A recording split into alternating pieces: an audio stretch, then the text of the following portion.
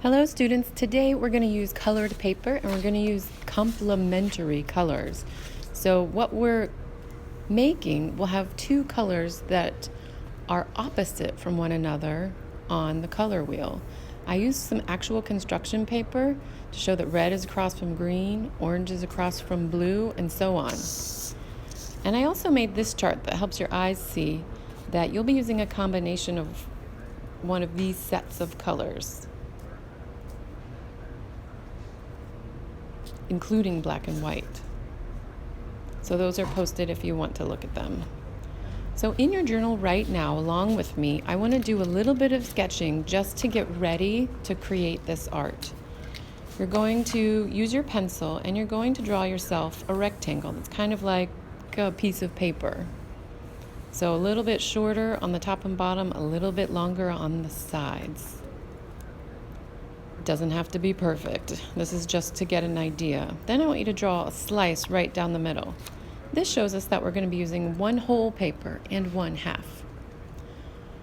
Put a little tick mark towards the top, but leaving some space, and towards the bottom, also leaving some space. Then I want you to draw a curve coming out and filling at least the top half or more of your space.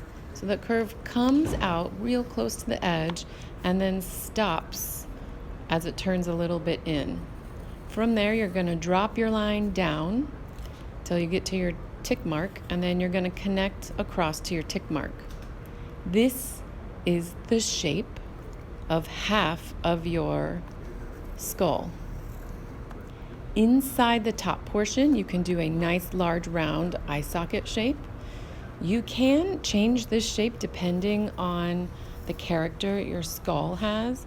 Know that if you slope the skull a little bit down like I just did, he'll look a little bit sad or worried, which is a cute look.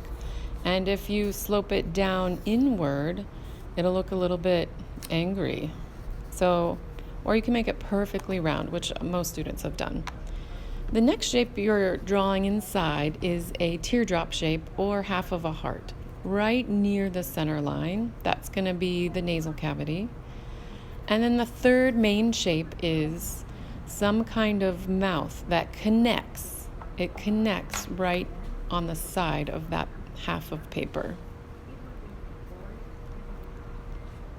So I'm going to have you practice that one more time just to get good and ready. So draw your sheet of paper again. A little bit longer, a little bit taller, but it doesn't have to be exact. And then draw your center line. That's going to show that our work today is on a half paper. Do your two tick marks to guide your lines. Try swinging out again. Maybe try to make the round part longer this time. Make it go further down on the paper, or make it shorter so that the jaw portion of your skeleton is very, very long, like a mushroom. A circle for the eye, a teardrop for the nose, and then the mouth, it goes all the way to the midline. Once you have finished these two skulls in your journal, I would like you to choose two complementary schemes that you think you might like. Maybe you're interested in black and white. Maybe you're interested in green and red. Those are so vibrant. You are going to color in just to show me that you know what complementary color schemes are. If you're thinking of a different set, do one of them complementary and then show me your idea for a set that maybe isn't complementary but you think really looks good, and then you'll at least get credit for learning what complementary is today. I am coloring in red and green and orange and kind of a teal blue color. And when you are finished, you may come and show me so that you can pick out your construction paper. So you're going to get one half of a paper and one full. Your warm color will be the half paper. So I have a half paper, red, orange, yellow, and a pink and a brown. You're going to do your pencil just like you did in your journal on the half paper. This is the only piece of paper you're cutting or lightly penciling on today. The other one is just your base. Do your three main shapes today. On another day, we will add much more detail and your scissors will be able to do the drawing. You won't need to draw all of the little details you want to cut out, unless you want to. So today is the day of 3 main shapes only. Anything you cut, we are using. So that piece that I just cut, normally we'd throw something like that away. Do not. Let it simply fall directly down onto the paper below. There's something else you might normally throw out. Do not. Keep every scrap. Notice if something is floating in the center, you can just cut into it because everything's getting glued down anyway.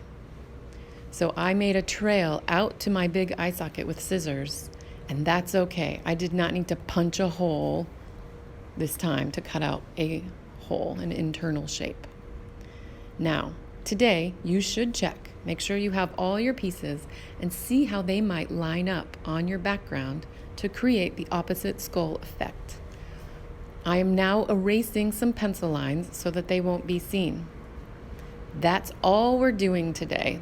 The 3 main shapes cut out, stored, every bit and piece carefully stored before a table mate knocks it on the floor in an envelope for cleanup time. If you don't get to cut everything out, same thing, you're going to put it all in your envelope. The main paper will not fit, so I'm trying to put things in nice and flat, not let them fold. I'm putting my teacher on my background paper, my name on the background paper, the class code, and I'm also doing that on the envelope to store together. That is all. Have fun.